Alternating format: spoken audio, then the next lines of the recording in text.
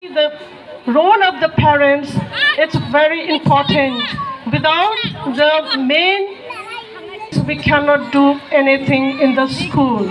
School is constituted by, I think the program that is put up today is the cooperation of all the parents, teachers, and the father principal and the school.